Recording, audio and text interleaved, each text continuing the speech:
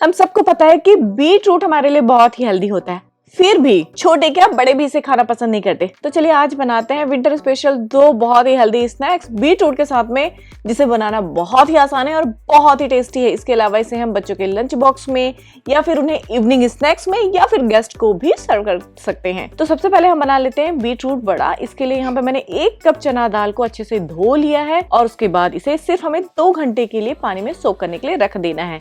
2 घंटे के बाद आप देखेंगे कि जो चना दाल है वो अच्छे से टेंडर हो चुका है। तब इसके बाद इसके पानी को अब हमें अलग कर लेना है और इसमें से 2 बड़ा चम्मच चना दाल को भी अलग कर लेना है। अब बचे हुए चना दाल को हमें थोड़ा सा दरदरा सा पीस लेना है और उसके बाद आप देख सकते हैं इसका टेक्सचर कुछ इस तरीके का दिख रहा है। जो अलग किया हुआ था चना दाल वो भी हम इसमें मिला देते हैं और अब बनाते हैं बहुत ही मजेदार सा मसाला। तो मसाला बनाने के लिए यहाँ पे मैंने खड़ी लाल मिर्च, दालचीनी, जीरा और सौंफ को दरदरा सा पीस लिया है। अब इसके बाद हम यहाँ पे डाल देते हैं इस चना दाल के मिक्सचर में सबसे पहले नमक स्वाद अनुसार, उसके बाद हमारा पिसा हुआ मसाला, अदरक का पेस्ट, थोड़ा सा पुदीना और उसके बाद बारीक कटा हुआ कड़ी पत्ता।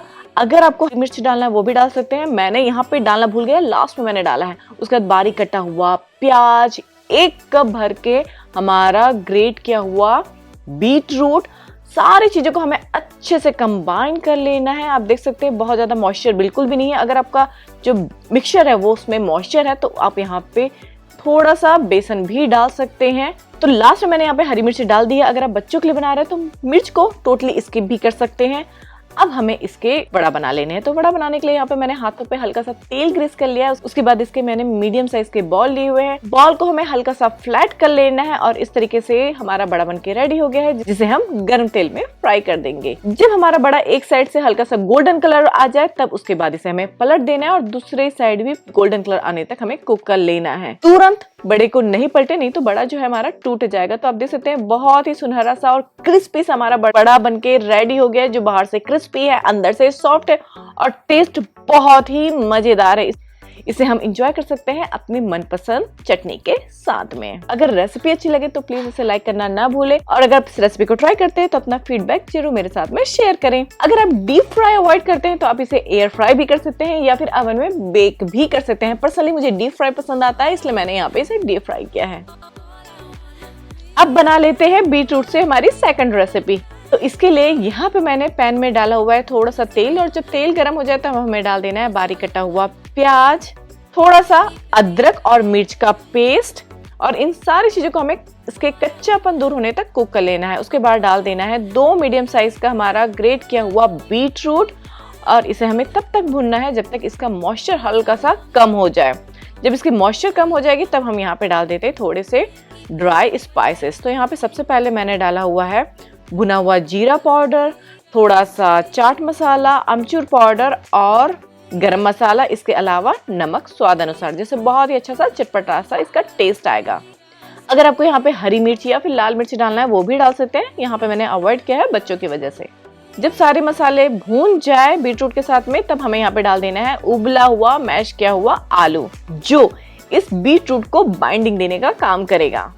बीट रूट और आलू को भी हमें अच्छे से कंबाइन कर लेना है और थोड़ी देर बाद आप देखेंगे कि जब इसका मॉइस्चर कम हो जाएगा तो ये कुछ डो के तरीके का फॉर्म हो जाएगा।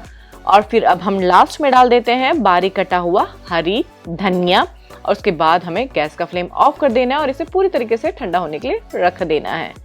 जब ये ठंडे हो जाए तब इसके हमें छोटी छोटी सी टिक्की बना लेनी है। तो चलिए अब इसके लिए हम बना लेते हैं स्लरी। तो स्लरी बनाने के लिए यहाँ पे मैंने लिया हुआ है मैदा, कॉर्नफ्लावर, फ्लेवर के लिए नमक और काली मिर्च। सारी चीजों को अच्छे से मिलाने के बाद में आप देख सकते हैं स्लरी कुछ इस तरीके का दिख रहा है। अब इसे हमें स्लरी में डिप करना है। उसके बाद इसे ब्रेड क्रम से कोट कर देना है, जिससे जो इसका बाहर का टेक्सचर है वो क्रिस्पी रहेगा और अंदर से ये सॉफ्ट रहेगा। अगर आपको ऐसा लगता है कि ब्रेड क्रम्स ऐड नहीं करना है या फिर मैदे की स्लरी नहीं बनानी है और बच्चों को इवनिंग स्नैक्स में देना है रेगुलर तरीके से, तो यहाँ पे आप इस चीज को टोटली स्किप कर सकते हैं और इसे सिर्फ कोट कर सकते हैं सूजी के साथ में, जिससे ये बहुत ही क्विक हो जाएगा बिना किसी मैदे के। और इसे हम चाहे तो शैलो फ्राई कर सकते हैं ऑयल के साथ में या फिर घी के साथ में कर सकते हैं, इट्स अप टू यू। दोनों तरफ से जब ये अच्छी से कुरकुरी हो जाए तो इसे हम एंजॉय कर सकते हैं अपने मनपसंद चटनी के साथ में। रेसिपी अच्छी लगी तो प्लीज इसे लाइक करना ना भूले। साथ में मम्मा सुपर किड्स में नए अभी तक सब्सक्राइब नहीं किया तो इसे तुरंत सब्सक्राइब कर लीजिए, क्योंकि मैं शेयर करती हूँ बीइंग अ पेरेंट्स बच्चों के लिए हेल्दी रेसिपीज और उनके कुछ एक्टिविटीज और उनके कुछ हेल्थ के टिप्स। तो चलिए मिलते हैं एक नए वीडियो के साथ में। Thank you, bye bye.